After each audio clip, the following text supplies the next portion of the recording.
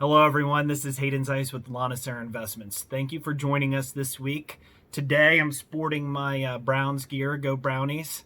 It's casual Friday, but this is the year, Super Bowl. So anyway, this is going to be a two-part video, and I'm going to teach you how to vet a syndication sponsor and deal structure. You've seen some of my other videos, but let's give you a real quick refresher. So syndication is where people pool their money together to buy an investment that's bigger than they could buy on their own. A sponsor is the quarterback on the deal. It's like what Lannister Investments is. We find the deal and run it from beginning to end. And then the people who invest in our deals are limited partners. They're totally passive investors. So let's look how a limited partner would look into a syndication deal.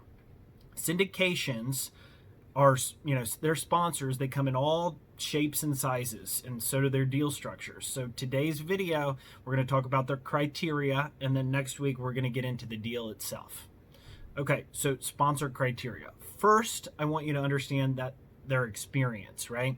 You should know the sponsor's background in real estate investing and business. And I want to see there's a partner who has invested throughout an entire real estate cycle, meaning they've invested during a recession.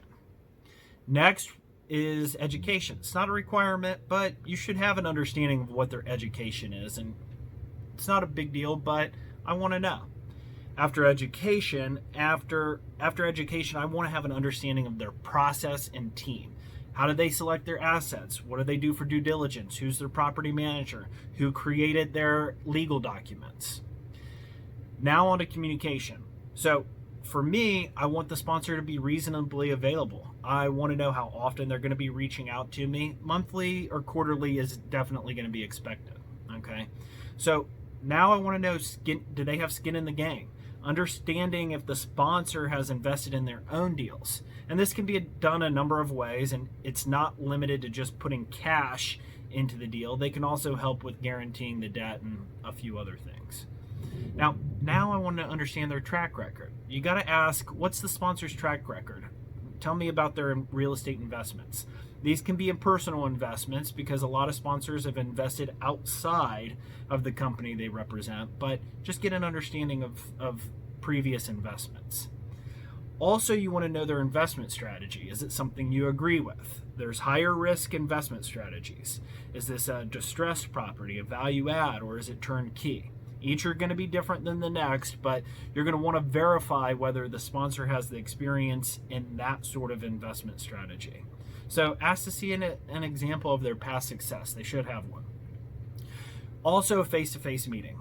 If you can, try to get a face-to-face meeting. It's not necessary, but it's going to help build the trust that you're going to need in the relationship.